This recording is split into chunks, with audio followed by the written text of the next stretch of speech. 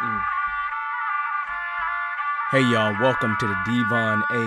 Morris Unfiltered Call-In Show. Have a seat. Let's get ready. You have any questions? Come on, call in.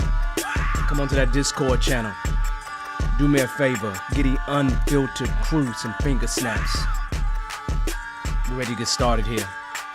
Mondays, 8 p.m. Every single Monday, we're here. I'm excited about it. Are you? Let's get this show started, y'all. The greatest Scrum show on earth. I'll see y'all soon. Enjoy.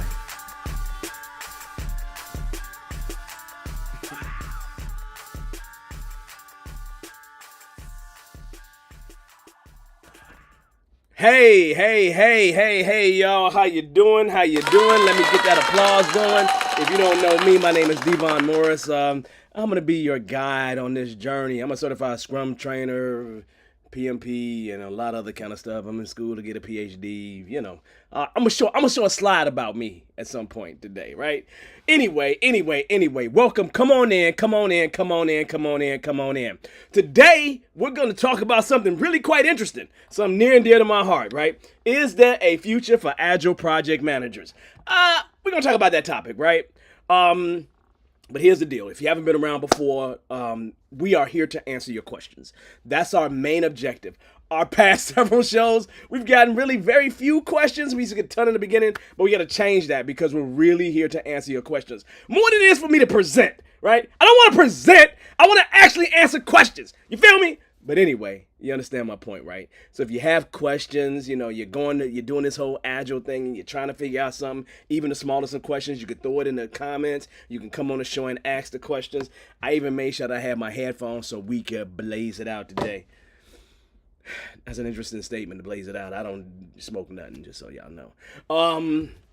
That being said, man, I was jamming, y'all. Let me tell you, man, I was jamming. This is how my day been all day for this since I got on this road trip. Man, let me tell you something, man. All I pulled out of my, is old school, right? So, my aunt passed away last week of cancer, tough. Well, no, that wasn't last week, week before. Just tough past 2 weeks. But I'm getting back to my normal self. I just dove into the old school, right? And so what I've been recently playing is just Isley Brothers. Like Isley Brothers is my favorite group. Like Isley Brothers, Marvin Gaye, and all that of that era, right? So when I say I'm jamming, I was just listening as we were coming into the show. I was listening to Caravan of Love. You feel me? So if you don't know what I'm talking about, go learn, right? Go learn, right? I'm an old head, maybe an old head, but this is stuff I was jamming out to, just to be honest with you, right? So I'm going to say to you, first and foremost, everybody on LinkedIn, welcome. You're on Facebook, welcome. You're here on YouTube, welcome. I would always say to you, drop a comment in the chat. If you want to interact with us, the best place to interact with us is on YouTube. It's on YouTube. It absolutely always will be. I'm just feeling good. I literally just finished listening to Caravan of Love, right? I didn't even finish it is the problem. I didn't finish it because I had to come join the show, right? So I'm just over here just going through it. So it's been that kind of musical day for me, right? All day these just classics. No, I was raised by my grandmother, right? So I got this whole range of music that I'm kind of tied to, right? So that's a good thing. Real quick, not much going on with me. Working with clients, doing those kind of things. PhD stuff was kicking my butt since the whole family tragedy stuff, right? I may end up getting B's this semester, right? It is what it is, right? I've been rocking a 4.0, but hey man, that don't mean I ain't gonna get the PhD. That's what it's gonna boil down to, right? Let's see. Other than that, everything else is solid, man. Everything else, everybody's good. Always have incidents with the kids, right? I had a really good legacy group yesterday, right? I do this thing called a legacy financial freedom group with my kids, just making sure I teach them to learn the ropes about all this financial stuff. And so I got all these kids that I'm connected to in some kind of way. And so all of them I touched in some kind of way over the years. And we just every month we get together and we rock a topic. And yesterday we talked about investing. And one of my sons, he just really rocked it. He pushed so much information in such a short period of time with all the drama he had over the weekend, which is crazy, crazy, crazy, crazy. But it's all good. It's all good. So that being said, again, make sure you say hi. Make sure you speak. Make sure you subscribe. We're about to have a pretty interesting show. So hey y'all, let's kind of get into it for real. For those that don't know,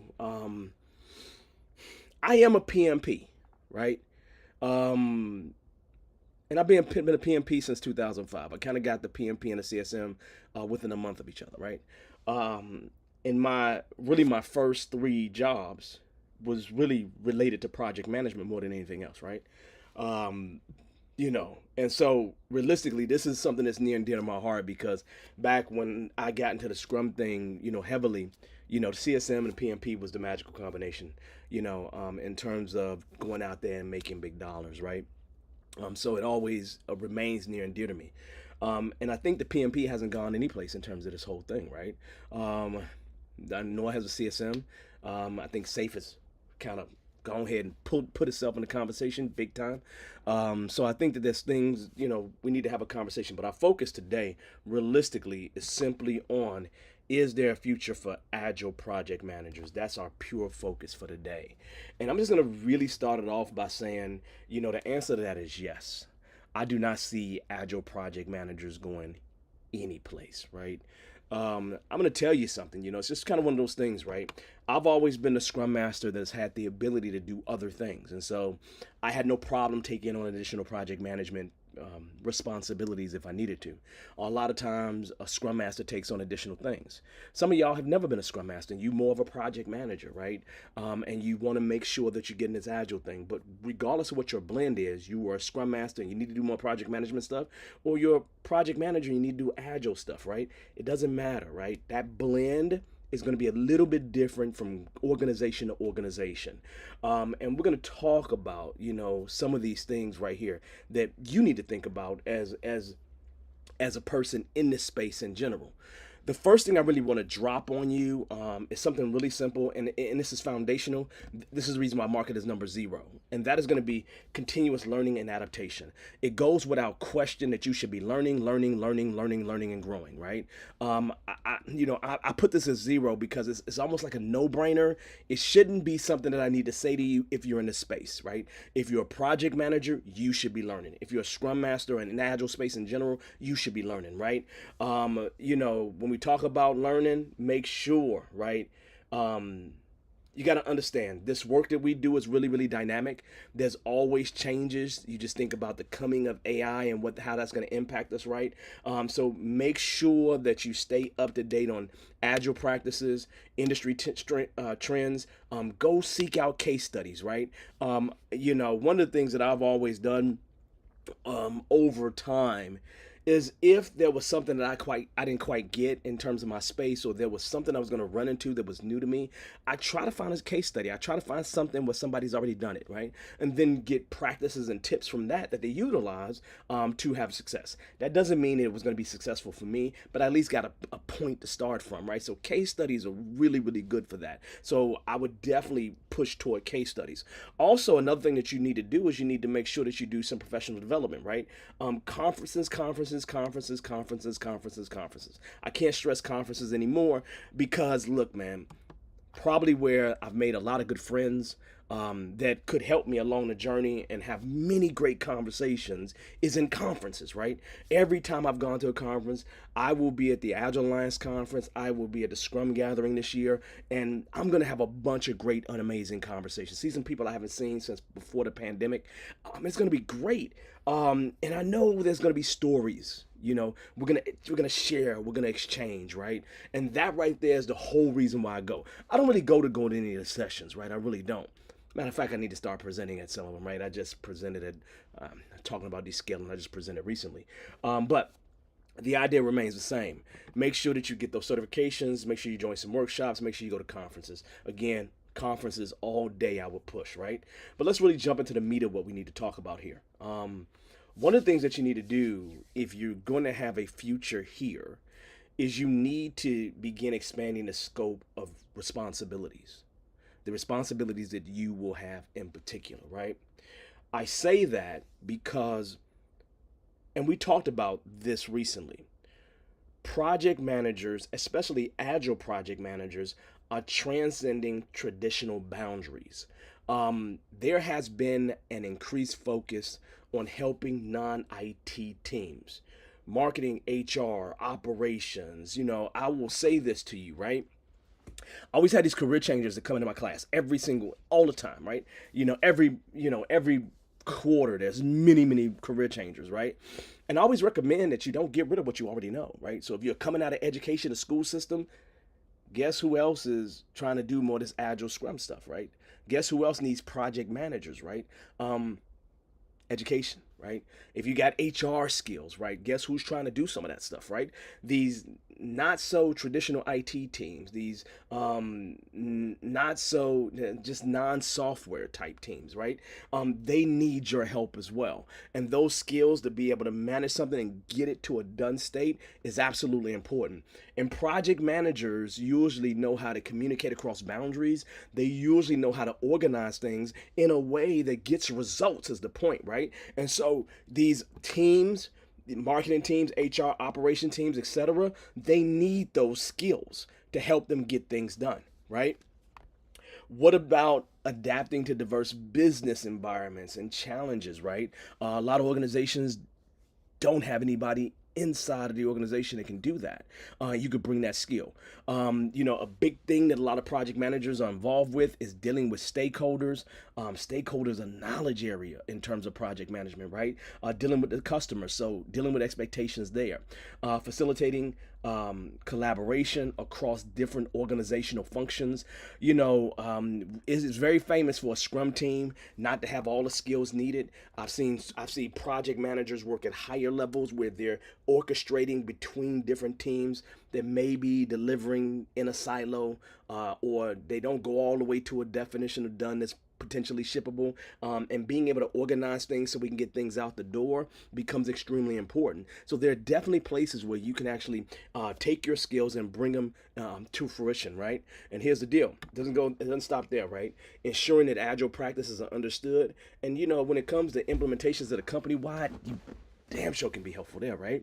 And so it's one of those things that I've learned as a project manager, at least for me.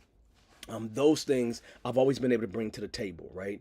I've always had the ability, since I built big, gigantic project plans where we have to organize everybody in a stream to get things out. You know, it makes it much easier for me to touch other parts of the organization and make sure that everybody's in sync, right? And that's part of what you need to do. And there's a lot of part of the organizations that don't know how to do that. And so you can bring those skills there. So learn how to transcend those actual traditional boundaries, because I think that would be very important. And the thing that you have to remember is that a lot of times the Scrum team does not transcend those boundaries. A Scrum team stays within its little spot, stays within its sweet spot, and that's about it. And sometimes you need connections that go above and beyond that. And having the ability to be able to do that is extremely important. I'm going to ask, some of you all have a lot of experience within this space in terms as an agile project manager. Can you drop in the comments some of the things that you've seen where you've needed to transcend traditional boundaries as a project manager? Some of those key areas whether you needed to do that Scrum and Agile doesn't necessarily call for, but your project management skills actually gave you a leg up in that situation. Do me a favor, drop an example or something like that in the comments for me to help out the other people who've never done this before, right? So please do that and just drop it in the comments, right? And that will be helpful for everybody here. I'm going to continue, right, as you do that. The next thing on my list is soft skills. Soft skills are always going to be on this list when we always talk about these things, because soft skills is just one of those things that's just extremely important. Look, one of the agile values is people and interactions over processes and tools. that's probably one of the most important things. I mean, you're really helping people get to the goal, right? You're positioning people. You're paving the path for them, right? And so, in order to do that, since you have no power or authority to make people do things, you probably want to influence them, and which means you need some soft skills, right? You got to know how to communicate, be empathetic, know how to lead without that authority. Managing and motivating cross-functional teams is important. Resolving conflict management in general, negotiating skills is extremely important. That's going to help you to be able to do things across organizational boundaries. And then building a culture that's full of inclusion, right? That's probably one of the most important things that I've seen, or at least that I've realized that I got to focus on more and more and more, is that more inclusive culture, right? We live in a very different world today. There's a lot more woke, a lot more of everything, and making sure that everybody can have a voice, right, is extremely important. That's going to help drive innovation. You get diversity of thought there, and normally diversity of thought drives the best outcomes. So you want to do that. It's very pivotal in terms of you do that with your soft skills. But we don't stop there, right? Because another big thing that you got to deal with that I think is easier for project managers is scaling Agile, right? Scaling Agile. It's one of those things that over the years, it's kind of one of those things that we just kind of said, don't do it. A lot of Agile said, just don't do it, right? And then Safe came out and just crushed it, right? And scaling has always been a challenge. It's never not been a challenge. It's always been a challenge, especially when you work for large organizations. You work for a little bitty company, 10, 20, 30, 50 people. It's not much, right? But when you work for thousands of people in a company, you may have a lot of people touch something before it gets out the door, because skills become more specialized in these really large companies. And so challenges with scaling is something that you probably can help with, right? Or at least make sure you're able to help with if you're not in that position today. Master those different frameworks. I'm not a person that's going to tell you don't go learn Safe. I think you should go learn Safe. I think there's a lot of value in Safe, right?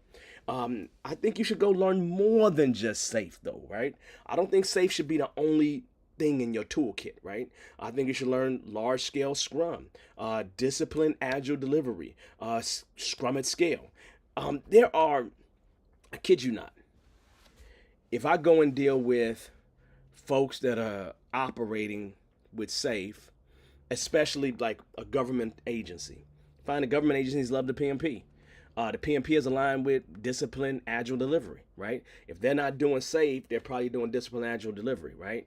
So it's not like these things don't come into play, right? So if you go learn about them and make sure you're aware of them when you have to deal with it, not saying that you need to be expert, but understanding how to navigate within those systems will be really, really amazing for you. So go learn about them, right? Go get those certs. Make sure you're good to go. The nuances of the frameworks is what you need to understand, how they connect, some of those different types of roles that exist in the framework. It makes it easier for you to have conversations, but not just have conversations. You want to be able to get things out the door. You understand? And if you got a team, if you got several teams over here that's doing Safe, and you have to do some project management kind of stuff related to all those teams, it will be way easier for you to be able to communicate with them if you know the framework itself. So go learn this stuff, right? It will be valuable for you. Now, if you work in a little bit of company, I get it. Scaling is not going to be an issue for you. But a lot of us work in really big companies, right? And so going in those companies and helping them with scaling is going to be pluses for you. And why do we need to think about that? Because there's going to be multiple teams, right? Some organizations that I've seen, they'll have a bunch of Scrum teams, and then they'll have a project manager that's making sure that communications and status and all that kind of stuff is going to wherever it needs to go to. So it's kind of taking care of a lot of the project management within different teams, right? And so when you have multiple teams, there are going to be challenges that are critical to deal with, right? There's going to be skills that are necessary, right? As you go across these teams, and being able to navigate that is part of the skills that you need to have as a Agile Project Manager. It is going to be extremely helpful for you if you do that. So, large scale agility should be on your list of things to do if you haven't done it. You know, a lot of things that I'm telling you right now are so you can be relevant for the future. You understand? I want you to be relevant for the future. You understand? Seriously. This is not a situation where I'm saying this is what you need to know for now. I want you to be relevant for the future. That's the reason I say scaling is important to you, because it's not going away. It's not going away. And more organizations need to do this in the right kind of way. And you can do that, right? There's no reason why you can't. So do it. Do it. Do it. No excuses. No excuses. Excuses are tools of incompetence. All right. So that being said, number 4 here. Number 4 is to have a greater focus on customer-centric approaches, right? You know, it's one of those things where a lot of Scrum teams don't really get to talk to the customer much. Like, really don't, right? And you know, it's one of those things where I've learned that I got to work closer with product owners when I walk in the building in many cases. And so you, as a agile project manager, you might have to deal with, you might have to have a closer hand, you might have to have your hands right in those requirements a lot more. You may have to have a better relationship with stakeholders, because when you think about the focus here, whether stakeholders or customers, likely you could very well be involved in that. As a project manager, I can't name you a time where I wasn't dealing with stakeholders. You know, I mean, there's a whole knowledge area on stakeholders, right? And so if you're dealing with stakeholders, the next logical thing is dealing with customers, right? And so having a much stronger focus on value is going to be extremely important to you, right? Enhancing strategies for incorporating customer feedback is going to be important for you. And when I say customer feedback, you know, these things can have an impact on the development of the product, you know, because the truth of the matter is, a Scrum team is going to have a sprint review. It's going to be a demo. You get feedback in terms of that.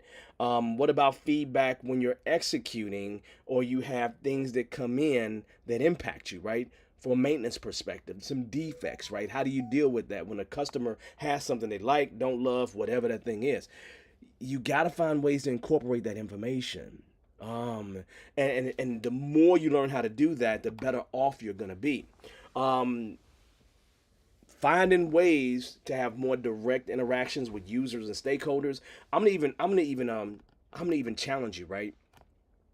Figure out ways to get the team that is doing the work more access to stakeholders and users. Get direct access to stakeholders and users. If you can figure that out for your team, because a lot of them don't get to touch these people at all, you're going to end up with better results, right? Because they're going to have a better understanding, because they don't never get to connect with them. So you finding ways to do that is going to be beneficial for you and everybody else that's involved. So that's really important for you to do.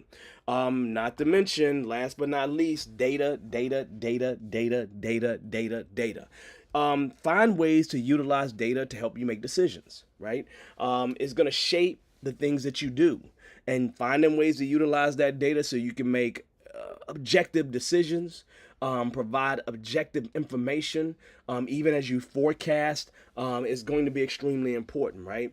And then figuring out how to do that across several teams, even though there is no perfect way to do it. Let me repeat that. There's no perfect way. If I had 5 Scrum teams I was dealing with as a Scrum Master, and they want one status across these 5 teams, I'm gonna have to figure that out. But there's no perfect way, right? There's no perfect forecast, right? So just so you know, you figure out a way to do it, just know there's a bit of error to it, right? But those things will be shaped by your customer, hopefully by the data that you're getting from your customer, hopefully from the data that you're getting from the teams that's doing the work. That should help drive a lot of these forecasts, a lot of things that you do, so you can remain customer focused, right?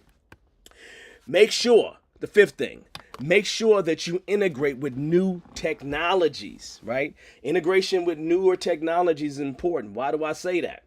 Because I just, you know, emerging technologies in today's world should be a key thing that you're thinking about. Period. There's no question on that, right? AI, machine learning, data analytics. Those are 3 of the biggest things that are on the forefront of what we're seeing in today's world, right? So let me repeat it. AI, machine learning, data analytics. The more you can get into that stuff, the more you can learn about it. I'm telling you right now, you're going to give yourself a competitive advantage. Period, right? Period. If you can manage, if you can be an agile person, a project manager that understands emerging technologies, you are securing yourself a position long term over the next 10 years, right? Things will change 3 to 5 years from now. But my point is, you need to make sure that you are prepared for that as best you can. And so understanding emerging technologies is one of those big steps forward, right? Finding ways to help the teams integrate that within the agile workflows, within the waterfall workflows, right? Because you might be tasked with some of that, right? When it comes to decision making, predicting outcomes, anticipating risk. That is a huge thing that a lot of us Scrum teams don't deal with. Go ask a Scrum Master about risk, and they ain't gonna have nothing to say. I mean, let me ask you a question, right?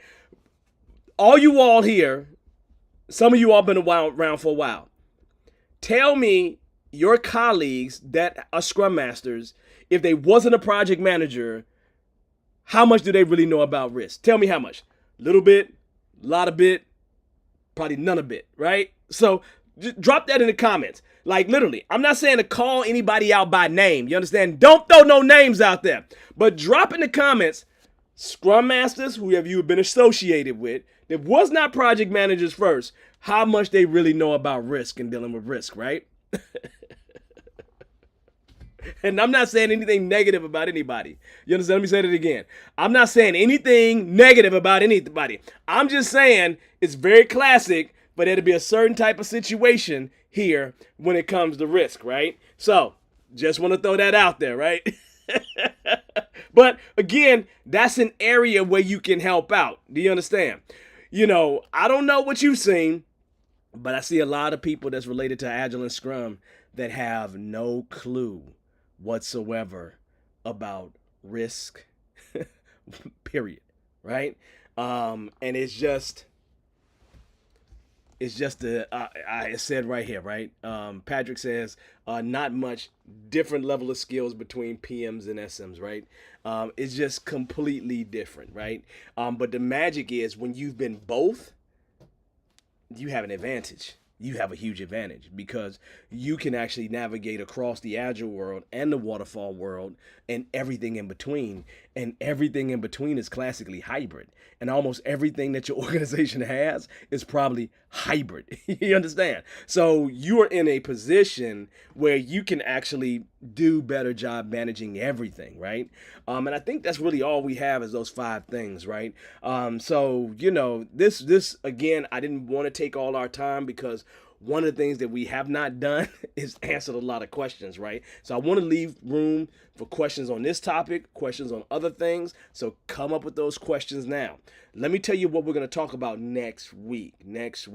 And this is going to be quite interesting, right? We're going to be talking about preparing for an Agile project manager job. That's what we're going to talk about. I actually wrote this thing out today. It's going to be pretty amazing. As I told you, my first 2 or 3 jobs was Agile project manager for the most part. And so I absolutely love it. But we're going to talk about that next week for sure. So I'm going to say to you, this is the time for you to ask questions, either about that topic or a topic related to some work you're doing right now, whatever it's going to be. I actually enjoy doing this, but I enjoy doing this every single week because it's fun, right? It's really, really fun, right? But what kind of questions do you have? Please drop those questions in the comments. You are always welcome to join us on the show, right? If you want to join us on the show and really have a back and forth conversation, I'm going to have to put my headphones on for that, which is cool, but I'll drop the link in the chat for everybody. You're welcome to come to ask us any questions. There's no dumb questions. There are no dumb questions, right? This is the learning ground. This is the place where we go ahead and grow together, right? So don't think that even if it's the most simple question ever, don't think it's a dumb question, right? At minimum, drop your question in the chat, right? At minimum, drop it in the comments, right? So yeah. I would say, I mean, Patrick, it's all truth, right? It's all truth, that issue between PMs and Scrum Masters. And Patrick's been around the game for a while, right? And anybody who's been around the game for a while, there's been this almost fight between project managers and scrum masters that makes no sense whatsoever. Makes no sense whatsoever. And when you both of them, you're just kind of like, I'm cool on that. I'm good on that, right? That's what you kind of like. I'm good on that, right? And you just kind of go from there, and then just kind of make it work, make it happen, right? Um, Tony says risk management is undefeated with AI. I agree with you. I can't disagree with you at all, right? And the problem is when your risks become an issue and you don't know what the heck to do. I mean, the truth is, for most projects, 90% of risk are the same exact thing, right?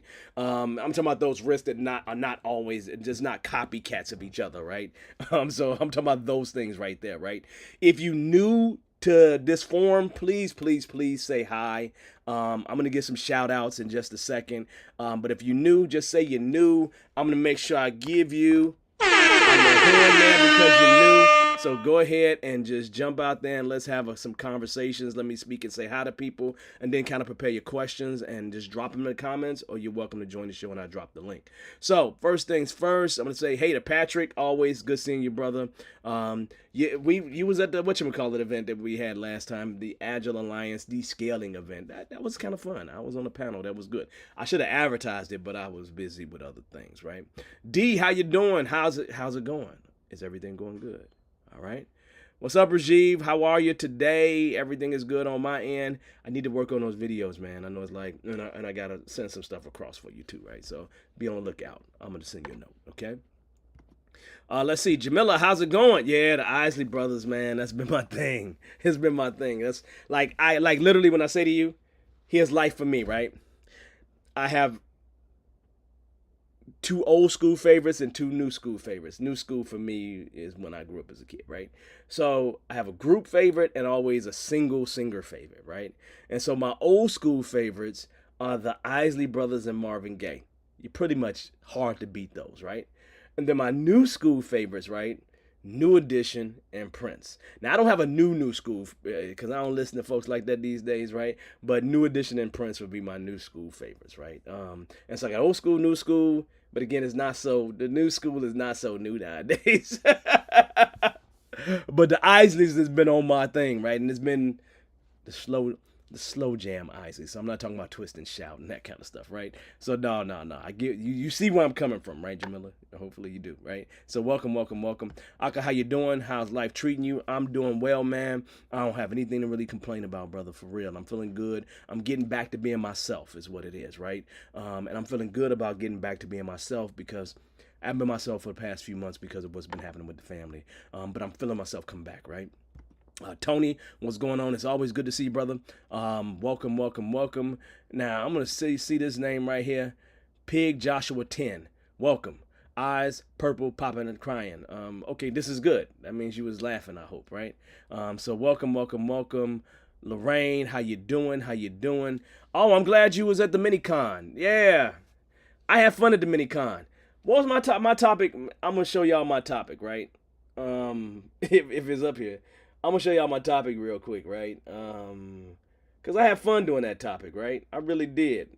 I don't know why I thrown it at, but that's okay. Yeah, it's someplace. I don't see it. Let me see. There we go. My topic was this, y'all. I'm going to show it to y'all real quick. Because I think this is an amazing topic, right? Yeah, this is my topic right here, right? That's my topic, right? Agile Rehab, putting people first in Agile descaling. So I thought that was amazing. We had a bunch of good time with it. People enjoyed it, and you know what? I got to be myself, right? I got to be myself, which I would advise in this world. Be yourself in this world. It goes way further, right? Yeah, D, good luck on that job searching thing. Hopefully you went to the Brandon Land. I always talk about that. So hopefully you went there. If you haven't, let me know, and maybe I'll give you the email to John them, and you reach out to them, okay? Because sometimes it's just about getting through the applicant tracking system to help you out, right? All right, so I saw a question or two. Let me see. Here we go. Where did you find the most helpful case studies when you were new to Scrum? Actually, back when I was new to Scrum, I wasn't looking at any case studies at all. It just wasn't enough information out there, right? You would hear, what back in the day, it wasn't as many people, and so I got to know people through going to conferences, and that's why I learned a bunch of stories. But in today's world, probably where I get the most of my stuff is probably from McKinsey. McKinsey does a ton of things, and they are very forward looking. And then there are other places where case studies are out there. I like the McKinsey ones because they use a slightly different strategy for change management. That covers a lot of different things. They don't always talk to that, but they have definitely talked to a lot of agile things. And I've done work with McKinsey as well. And so I've seen some of the inside stuff that has happened. And if you're willing to deal with me, you're willing to deal with a whole bunch of realness, right? So back in the day, there wasn't a lot of case studies, right? But in today's world, I definitely go to a McKinsey, the Gartners of the world. I try to find what I try to do, Jamila, which is really important, is I try to find people who I think can be more agnostic, if that makes sense. So I love reading books, but when I read a book by Jeff Sutherland or Ken Schwaber, those are anecdotal stories to me, because it's just based on only their experience, right? And even in case studies, it's usually based on some experiences. I got a friend of mine. I definitely can call him a friend who's a safe SPT, I think, or SPCT, whatever's the highest level. And he has some case studies that he told me to go check out. I'm probably going to go check out those case studies to see some successful things that are happening in the government space with SAFE. So I'm probably going to go check out some of those things. But I think you go out and find people, at least case studies, where the people who are presenting the case studies have less of an ulterior motive, can be more honest with you, so you can trust their findings. They don't have a big way to benefit from it in some type of financial way. If you can do that, it would be helpful for you in terms of your journey. I would say that a lot of people that write books in today's world, they tell you stories inside of those books. So I think that's a good place to go, in order to make sure that you kind of have those stories. And then the other place I'm gonna say again is conferences, because people tell stories on a stage. They tell stories in the events that that can be helpful. But here's what I've done, Jamila, so you understand. My problem with case studies and a lot of stories is that a lot of the stuff I can't guarantee is repeatable.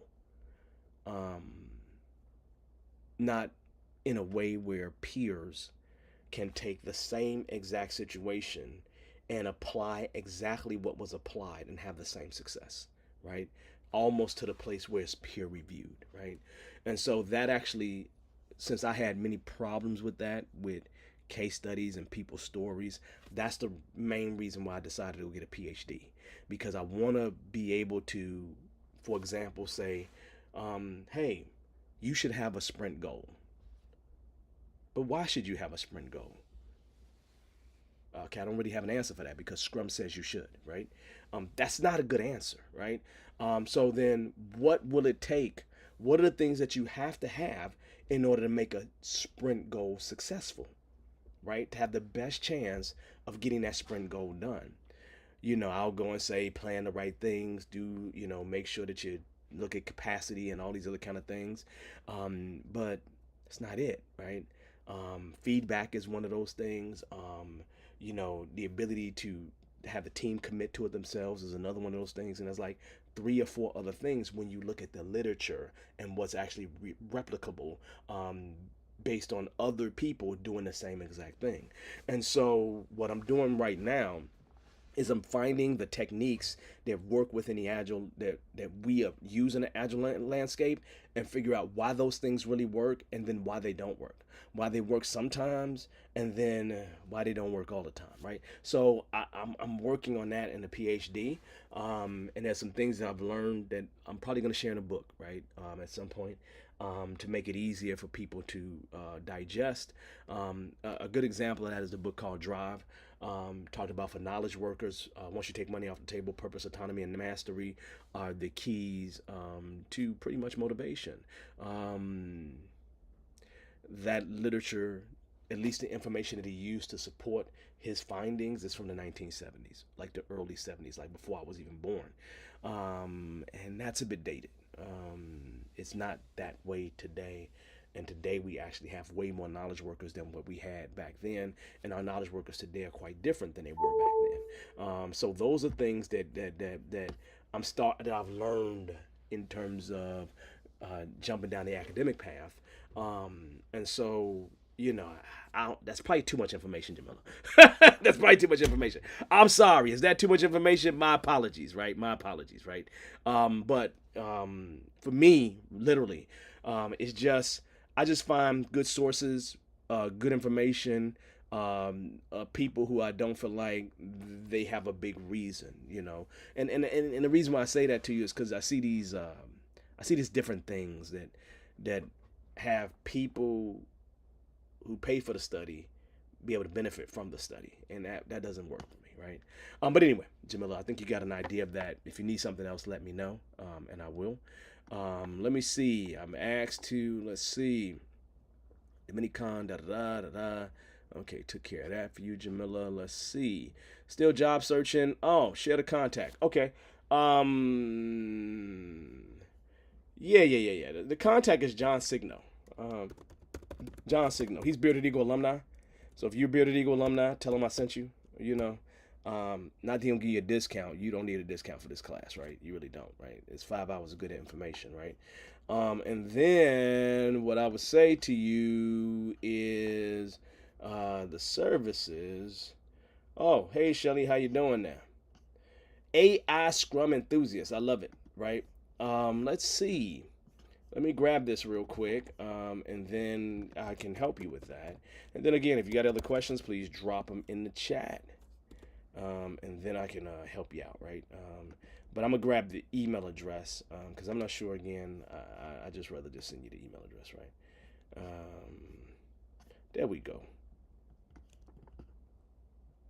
Just say I talked about him on the show and all this kind of stuff, and he'll smile and be happy, right? Because that's John. I've known John since like 2014, 2015. John's been around since I was like within 2 years of me doing said CSM classes, right?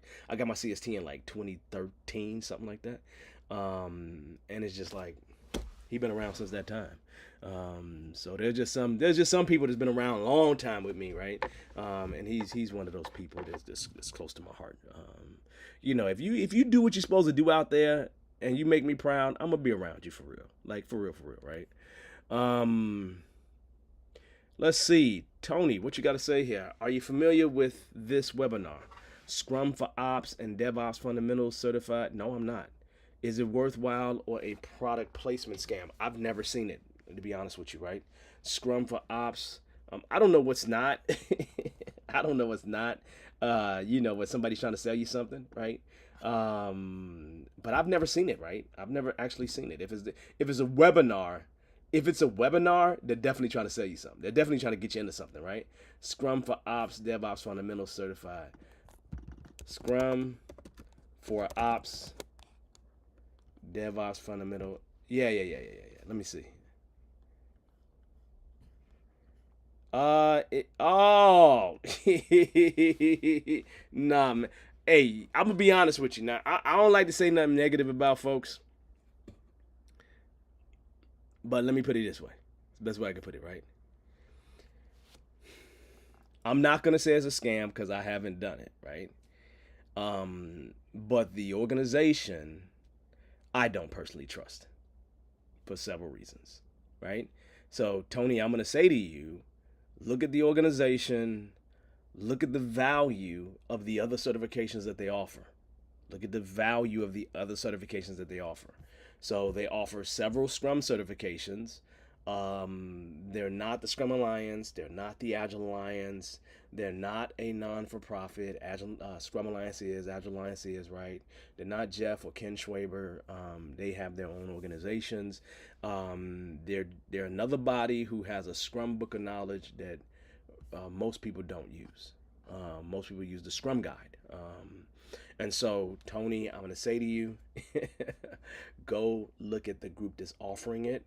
I found it easily, literally. And if somebody is offering a webinar, I'm telling you right now, there is a sale, there's a pitch at the end of it normally. Okay.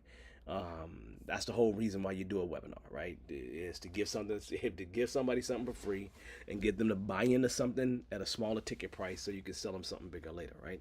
So that's what they're trying to do. So the statement is, I don't know if it's worthwhile. I can't say it is. I can't say it is a scam. I don't know. But my advice always to everybody in the room, always. Okay, so me, right? Yeah, you know who it is, right? So I see you know exactly who offers it, right? I would look at the other certifications that they have that's been around for a while. And then what I would do if I was you is I would go do a job search for that certification to see how many jobs are looking for the certification that they actually offered or that they offer out to people. Grab their most popular certification, which would likely be a Scrum Master certification, right? And take that and do some research on that one. And the question that you can ask yourself at that point is, if everybody's looking for that one, then this might be a one that could catch on, right? But if nobody's looking for that one, it's probably highly unlikely that they're going to look for the other one, okay? Unless there's something crazy different about it, right? So I can't say it's not good. I can't say it's good, but my statement clearly is, well, me. I always look at who's providing me with the stuff that I'm going to put in my brain. And if I don't trust the people that's going to put it in my brain, then I'm not going to involve myself with that. If that makes sense, right? If that makes sense, right? So, be careful out there. I'm going to say that to everybody. Be careful out there. And I'll give you an example so you understand. My CSM is from Ken Schwaber. My CSPO is from Jeff Sutherland. Okay? When I decided to go get product knowledge, I went straight to Marty Kagan.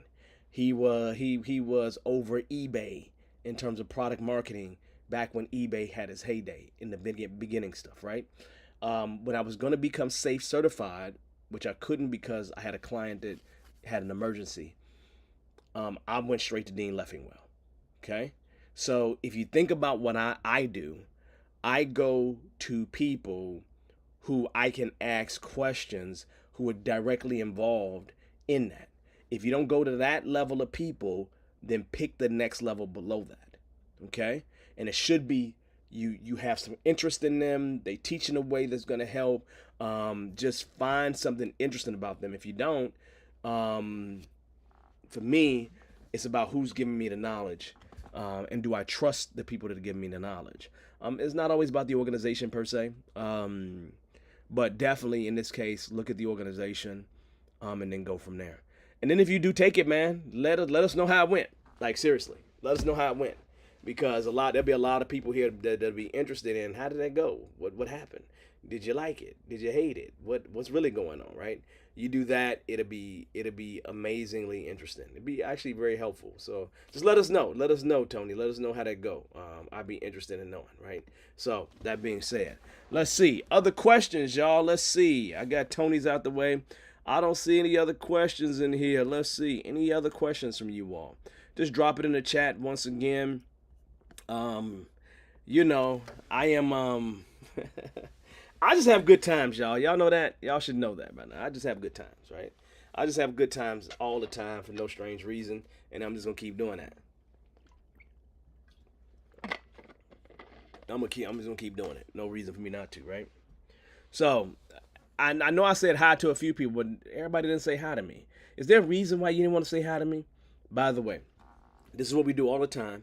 Uh, Come on in and subscribe, right? Subscribe, like the show. That will help us out in the long term in terms of us continuing to do this. We always here every Monday, you know, 8 o'clock unless it's a holiday, Central Time. Central Time, right? Even if as I leave and even go out of town, I make sure that I set up for the show. So we're always good. So you always see different backgrounds and stuff like that. So it's just part of what we do. But I'm telling you today, I'm riding the caravan of love. That's what I'm doing today, right? Because that's what I'm on, the caravan of love for today. You know, if you don't know what I'm talking about, then you got a problem, man. That's what you got. You got a big problem. I don't know why you got a big problem, but you do. Oh man, let me tell you, man. I was working on next week's presentation today, right? And I mean, I really like what we're gonna do next week. I'm trying to figure out what we're gonna do after next week. But yeah, man, preparing for that agile project manager job. I've done that a few times, right? And so I think we're gonna have some good stuff in there. The no, it's just interesting overall. But I love it. I love what we do here. So once again, I double check, see if there's any questions, because there's no questions. We'll just go ahead and shut it down. I don't want to just talk to y'all, just be talking to y'all. I like to make sure that we're good to go on everything that we have here. I'm trying to think, is there anything going on? Anybody going to the Scrum Gathering? Anybody going to the Agile Alliance Conference? Presenting, maybe? If you are, say something, right? So I can make sure I cross paths with you when we get there, right? Yeah, I know with the Scrum Gathering, I'm gonna get there early. The Agile Alliance one is in Dallas. I'm gonna be coming back off a cruise, so yeah, I'm not gonna be. I'll be able to be there, but I won't be there early. You signed up for the webinar. Here's the funny part: signed up for the webinar, went to the link, and the class was non-existent. Sent me to another link for the other class. Tony, that's a bad sign already, man. That's a bad sign. That's a bad sign already. That's crazy, man. That's crazy. That's a bad sign, man. So if you went to a company and they sent you to another company or they sent you to something different, it's already starting off in the wrong place. Like literally, that's the wrong place. That is hilarious. That's crazy. That's crazy. Did you send them a note to tell them something was wrong with the link, so you so you can get them to fix the link for you, man?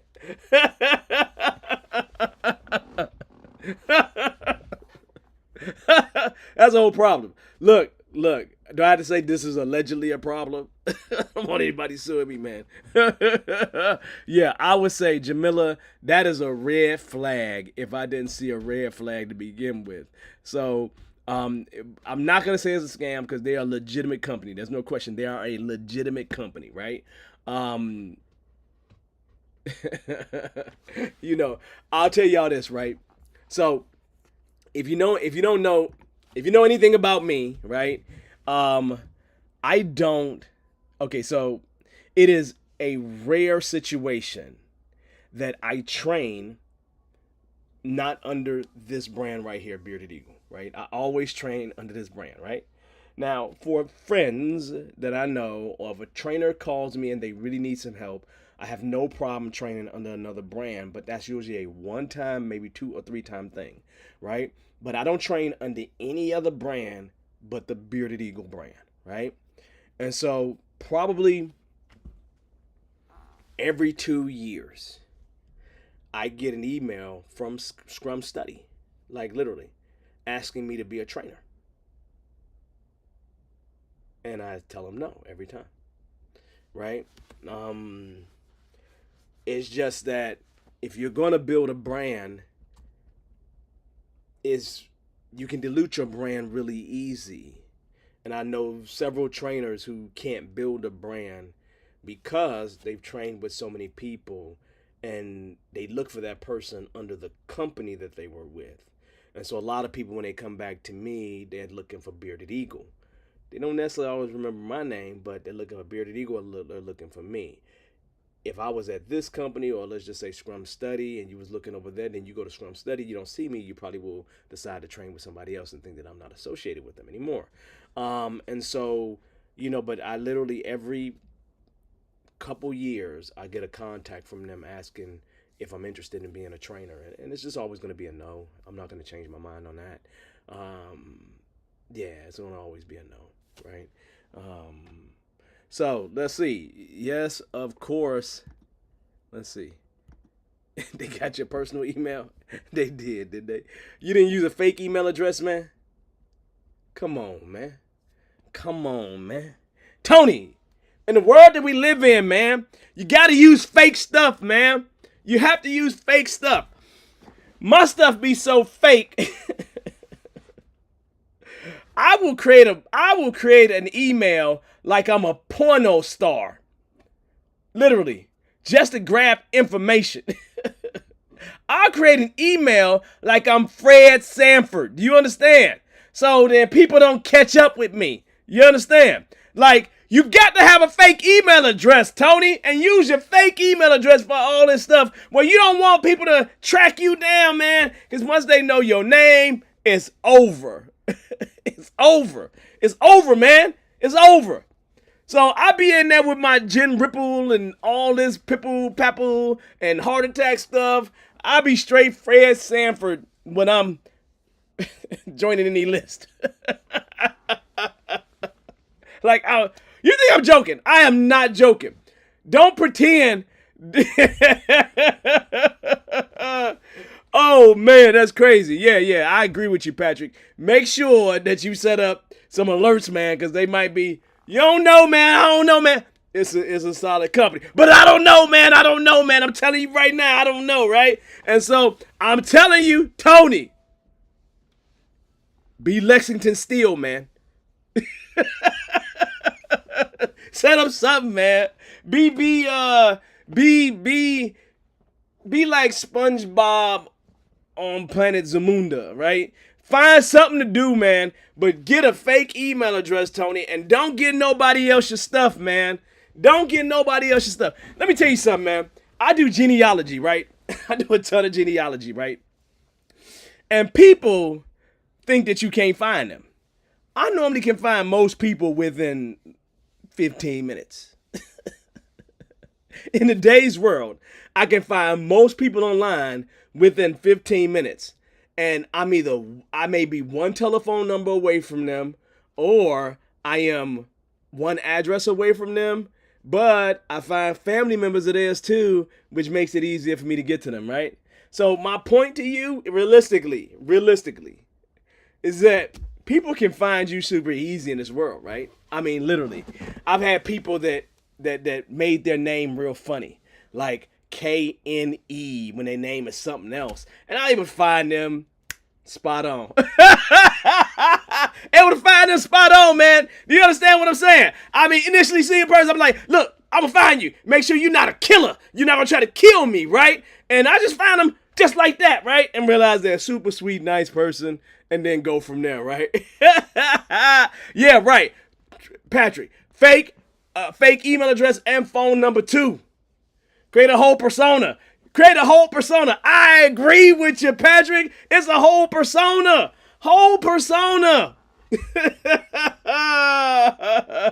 Mr. Biggs.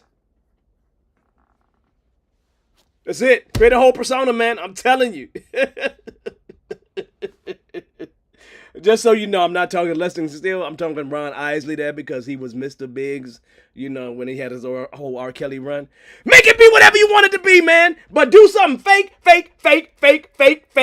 You feel me? And then you can have a Google voice number, because if you don't use it in like 30, 45 days, then they get rid of you out of it. So you can at least start off and kick it off with that. So you can have all kinds of stuff that's fake. You understand? I'm just telling you, man. Do something. And make it just real good. Make it so you laugh at it when you do it. I got some. And then I'm a cute dog too. Man, I be making stuff up. I be making stuff up all day, every day. If you see the stuff that I make up, you be like, this dude is crazy. Woo! I'm telling you. Oh man. Yes, yes. I will pretend to be anybody, Jamila. I'll pretend to be anybody. Anybody. Anybody. You feel me? Oh man, that is crazy. That is crazy. But it's true. But it's true. You feel me? Anyway, y'all, this has been a pleasure. Next week, we're gonna talk about that project manager thing that I was talking about earlier. Let me just make sure I show it to you all once again. Next week, we're gonna talk about preparing for an agile project manager job. We got it all scheduled for next week. So next week, next Monday, it's April 29th, man. Man, we're almost 5 months in, y'all. Into 2024, man. That's unbelievable. But anyway, on that note, it's been a pleasure. Hopefully you had a good time. I always have a good time with all y'all here. We just gonna keep this thing going, y'all. We gonna keep having fun. Hey, thank you for the questions that you brought today, because it's been more than it's been in the past like 4 or 5 weeks, right? Keep bringing your questions, because that is the absolute purpose of the show. I'm doing presentations just to provide information, but the absolute purpose is really to answer people's questions, right? So on that note, y'all, this has been amazing. Like and subscribe. Do all those wonderful, great things. We will keep making this thing work. And on that note, y'all, enjoy the rest of your night. Have such an amazing week. And I will see you on the Agile journey. Peace, everybody. See you soon.